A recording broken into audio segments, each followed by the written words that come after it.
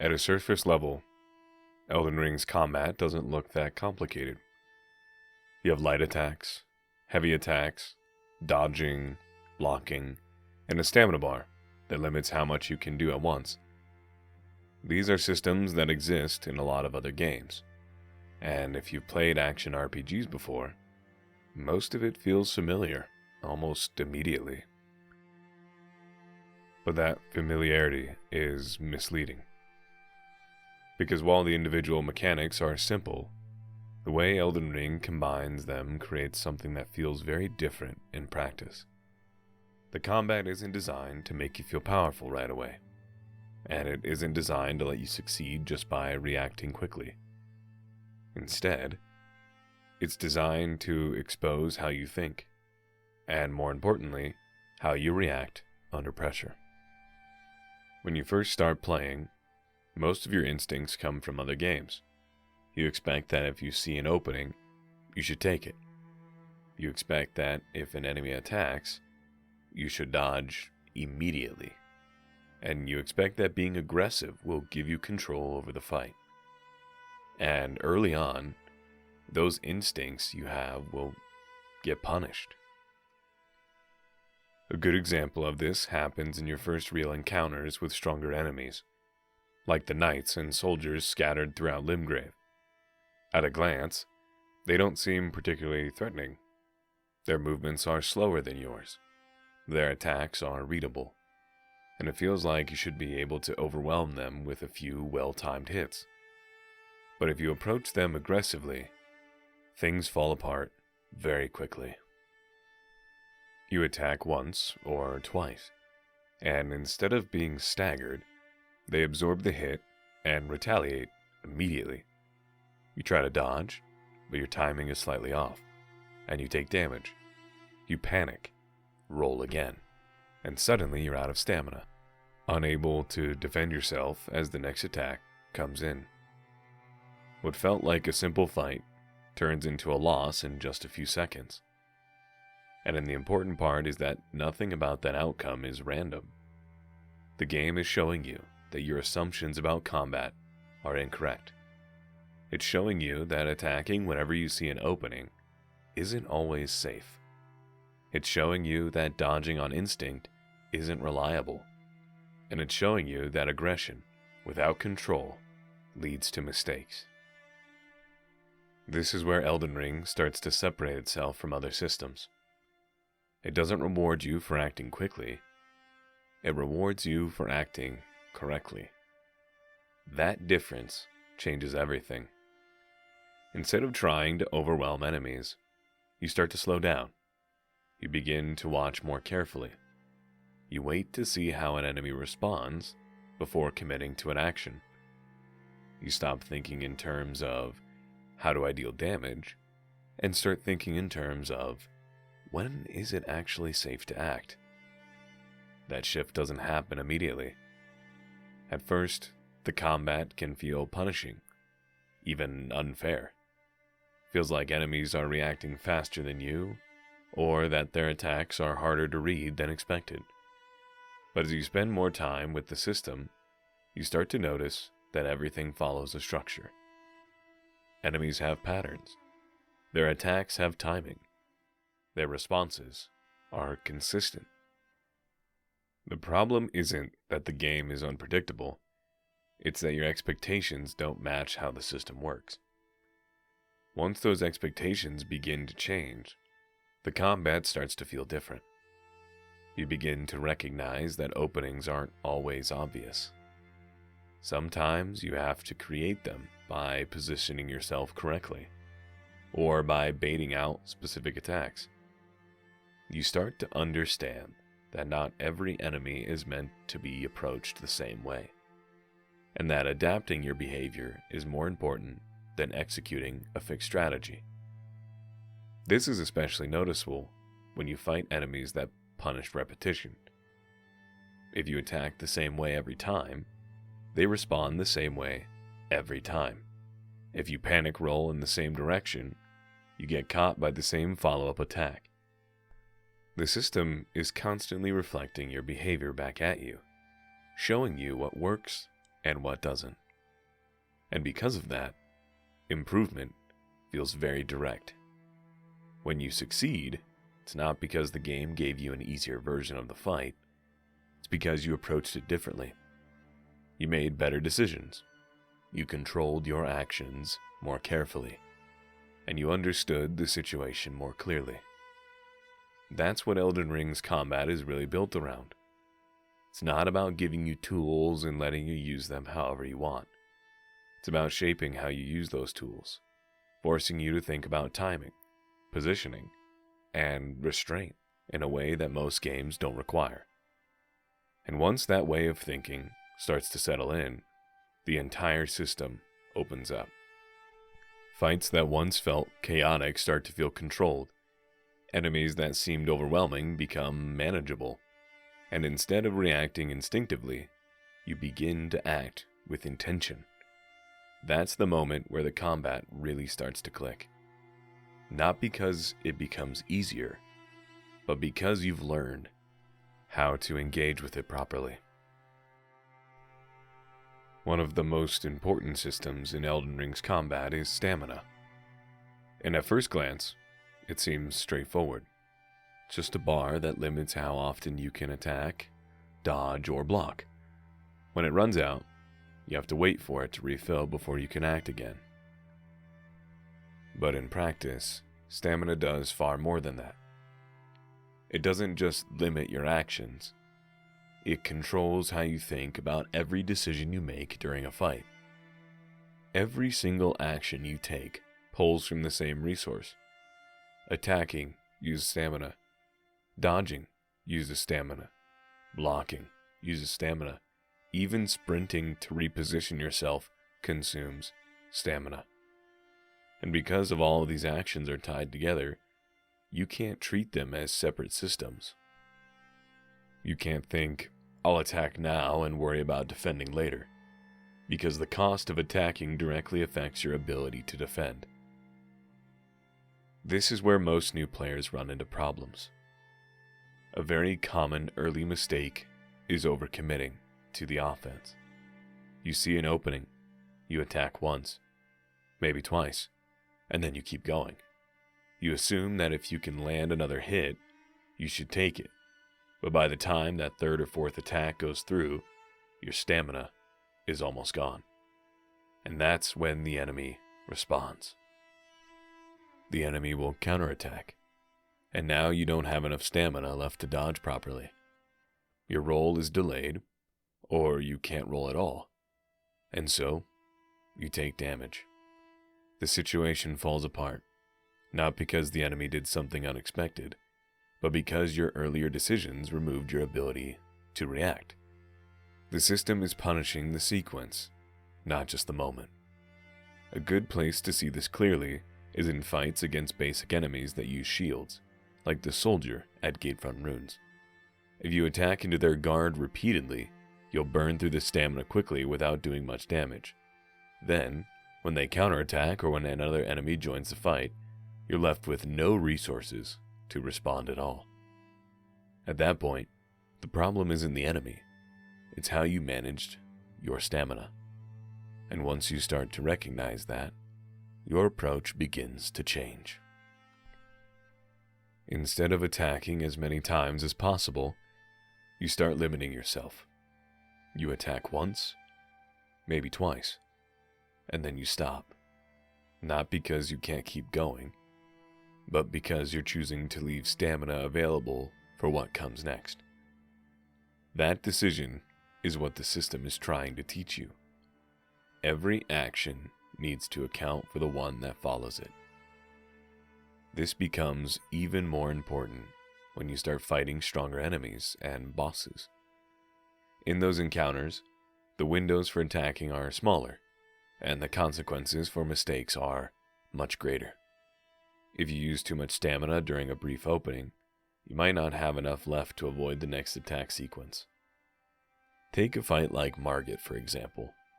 After he finishes a combo, there's often a short window where you can deal damage. If you rush in and use your entire stamina bar, you might land a few hits, but you'll have nothing left when he begins to attack again. And because his attacks are designed to chain together, that lack of stamina becomes a serious problem. You're forced into a defensive situation without the resources to defend yourself properly. So, the optimal approach isn't to maximize damage in every opening. It's to balance damage with recovery. You take one hit or 2 hits, and you back off. And you let your stamina refill so you're ready for the next phase of the fight. This creates a rhythm. Attack, recover, observe. Attack, recover, reposition. The fight isn't a consistent exchange of actions. It's a controlled sequence where each decision sets up the next one. And stamina is what enforces that structure. Another important aspect of stamina is how it interacts with panic. When players feel overwhelmed, their instinct is often to roll repeatedly to avoid damage. But because dodging consumes stamina, this reaction can quickly drain your entire bar. You might avoid the first attack or even the second, but by the third or fourth roll, you're out of stamina and unable to continue defending yourself.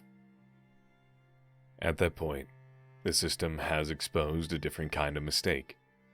Not a timing error, but a behavioral one. You weren't reacting to the situation, you were reacting to the feeling of pressure. And Elden Ring is very effective at punishing that kind of response. It rewards controlled, deliberate actions, and it punishes actions that come from panic or impulse. If you roll once, at the right time, you avoid damage and stay in control. If you roll repeatedly without thinking, you lose that control almost immediately. Over time, this teaches you to slow down. You begin to trust that a single well-timed action is more effective than multiple rushed ones. You start to consume stamina not just for defense, but for flexibility, the ability to respond to whatever happens next. This is especially important in longer fights, where endurance matters just as much as execution. You're not managing a single moment. You're managing your resources over time.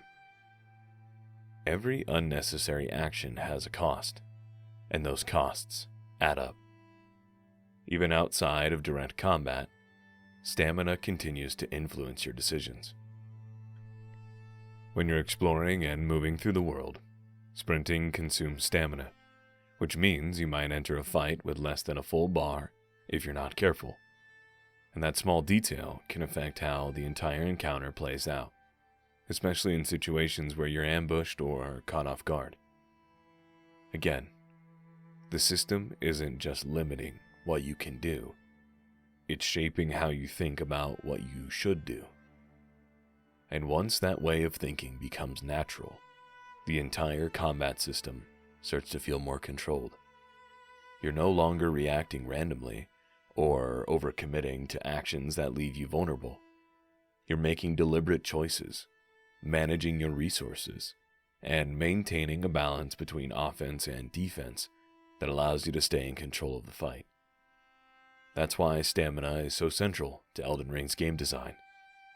It's not just a bar you watch, it's the system that ties everything together.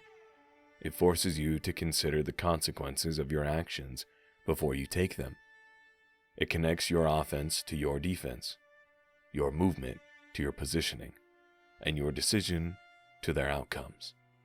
And because of that, it turns combat into something more than just pressing buttons. It turns it into a series of choices.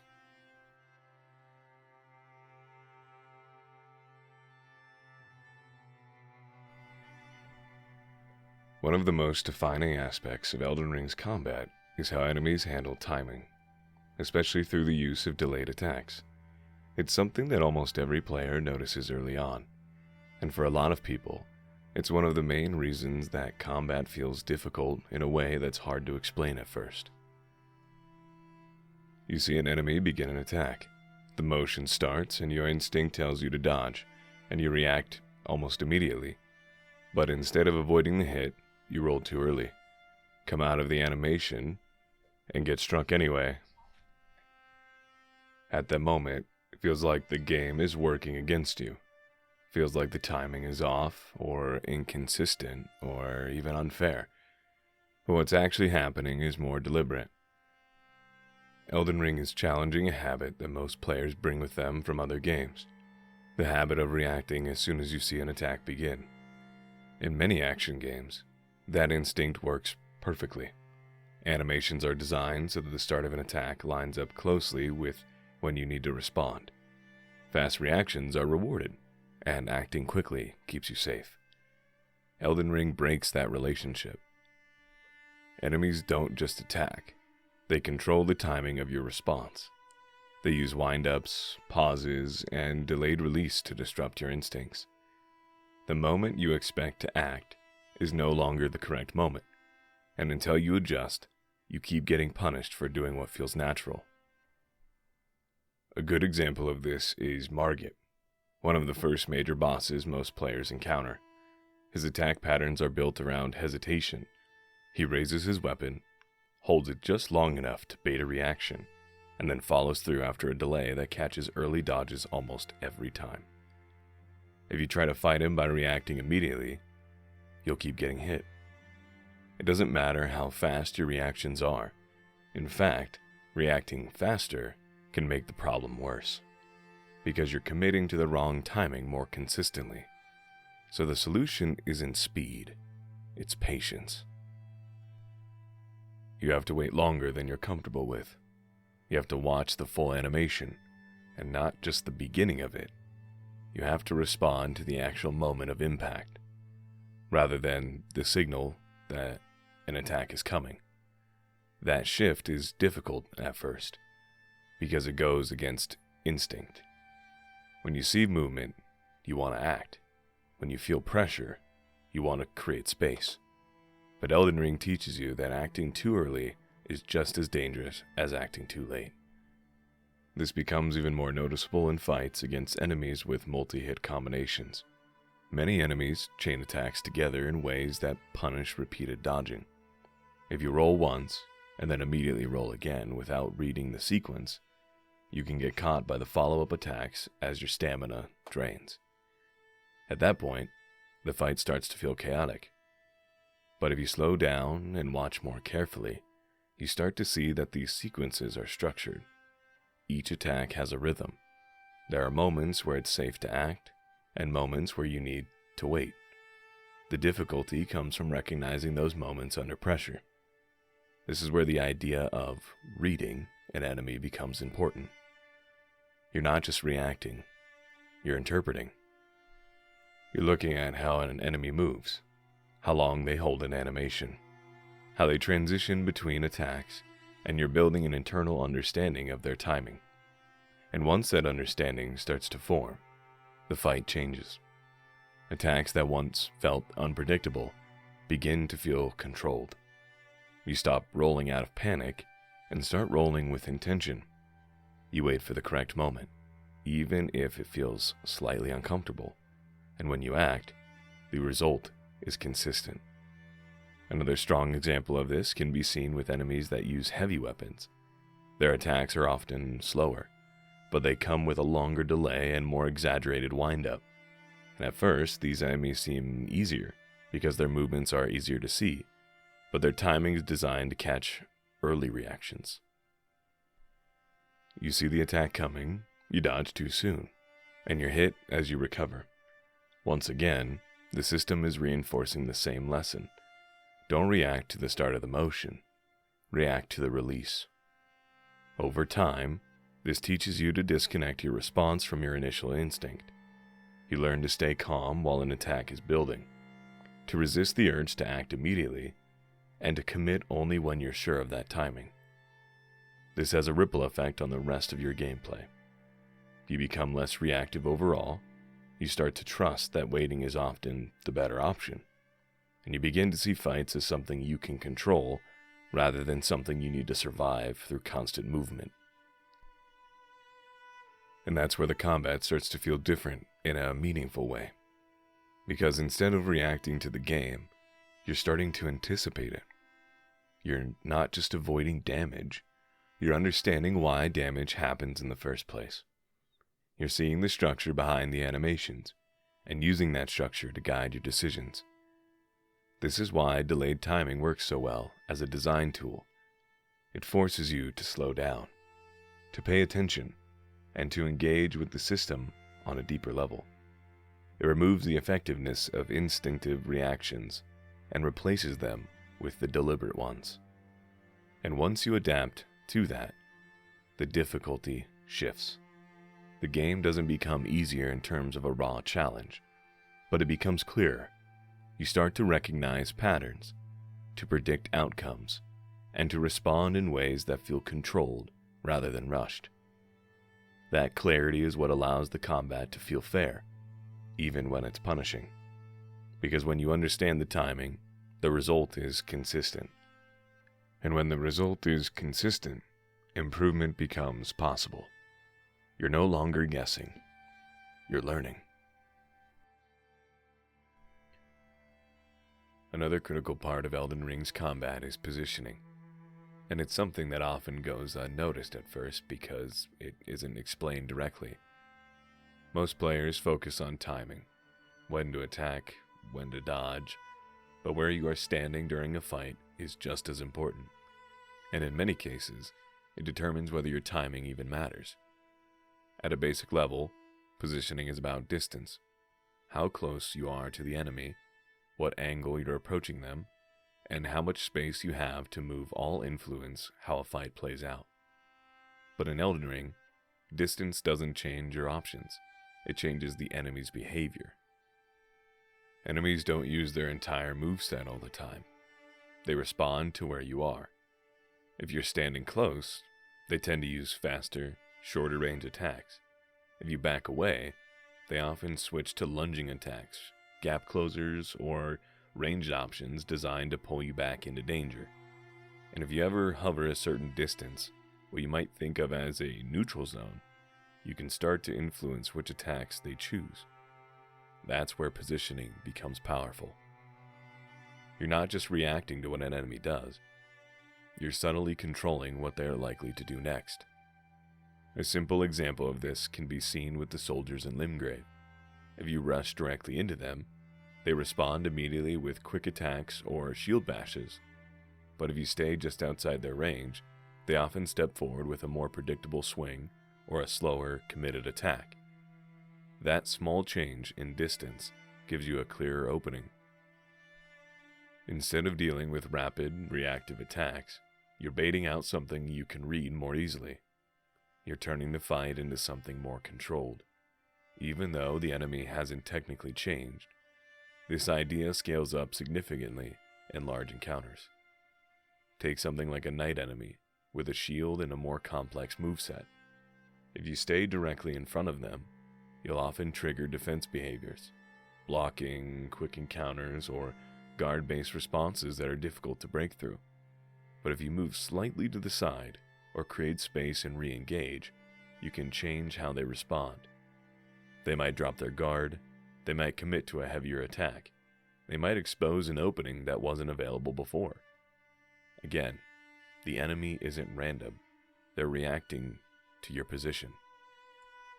This becomes even more important in boss fights, where spacing often determines the entire flow of the encounter. A good example, once again, is Margit. If you stay too far away from him, he uses ranged attacks, throwing daggers or using gap-closing moves that put you under pressure very quickly. If you stay too close, you limit your ability to see his full animation, and you're more likely to get caught by a sudden follow-up. But if you position yourself at a controlled mid-range distance, something interesting happens. You begin to bait out his more readable attacks. He steps forward, commits to a swing, and gives you a clear moment to react. You are no longer being overwhelmed by unpredictable pressure. You're guiding the fight into a space where you can manage it. That's the difference between reacting and controlling. Most new players stay in one of those two states.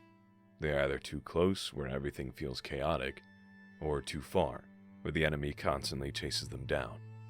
But once you understand spacing, you start to operate in that middle zone where you can influence the fight. And the influence is subtle, but incredibly powerful. It allows you to create openings instead of waiting for them. Positioning also affects your ability to recover. If you're fighting in a tight space, like a dungeon or a cave, your movement options are limited. You might not have room to dodge sideways, or you might get caught on terrain while trying to reposition. In those situations, even well-timed actions can fail because your positioning doesn't support them. This is why some fights feel harder in enclosed areas. It's not just the enemy, it's the environment. In contrast, when you're in an open area, you have more freedom to move. You can circle enemies and create distance, or even reset the fight when things start to break down. That extra space gives you more control, even against the same opponent. Another important aspect of positioning is how it interacts with multiple enemies. When you're surrounded, positioning becomes crucial. If you stand still or move randomly, you can become attacked from multiple directions at once, making it almost impossible to respond effectively.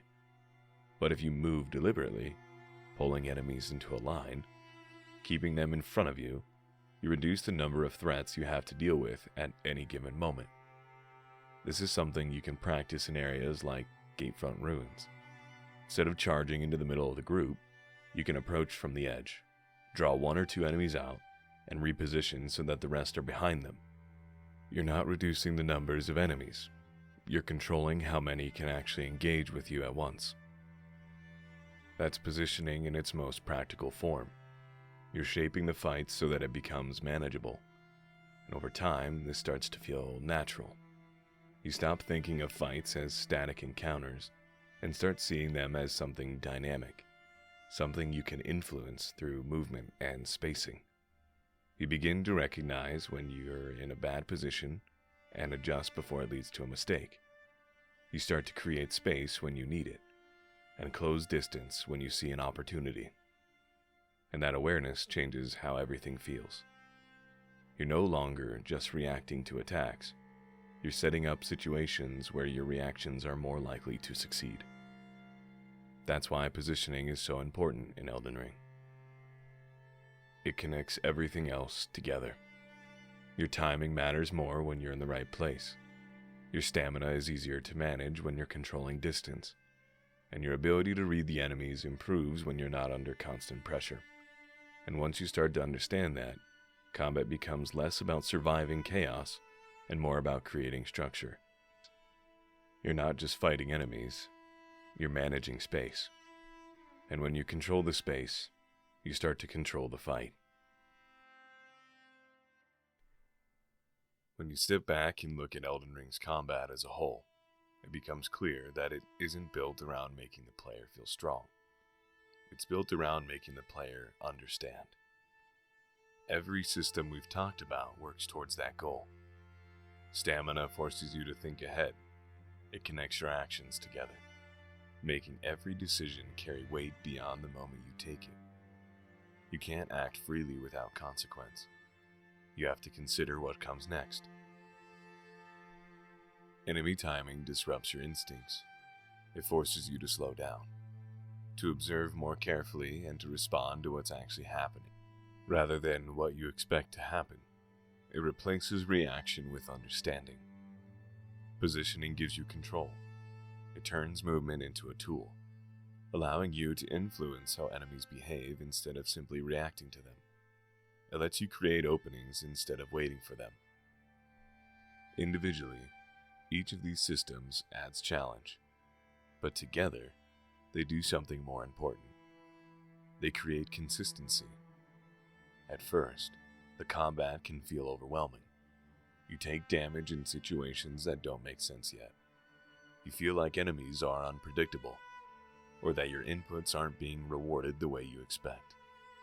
And because of that, it's easy to assume that the difficulty comes from randomness or imbalance.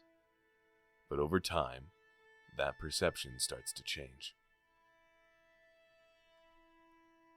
You begin to notice that the same mistakes lead to the same outcomes. You start to recognize patterns in enemy behavior. You see how your positioning affects the flow of a fight, how your stamina choices limit your options, and how your timing determines whether an action succeeds or fails. And once you see those patterns, the chaos starts to disappear. The fights don't become easier in a traditional sense, but they become readable. You understand why you're getting hit. You understand why an opening exists. And you understand what you could have done differently. And that understanding is what makes the combat feel fair. Not because the game is forgiving, but because it's consistent. It applies the same rules to every encounter, and expects you to learn those rules through experience. It doesn't hide information, and it doesn't change behavior to accommodate mistakes. It simply presents situations and allows you to improve through interactions with them. That's why success feels different in Elden Ring. When you win a fight, it doesn't feel like you got through it by chance. It feels like you solved it. You understood the timing, managed your stamina, controlled your positioning, and made the right decision at the right moments. And because of that, the result feels earned, not given. That's what the combat is really doing. It's not just testing your ability to react, it's teaching you how to think.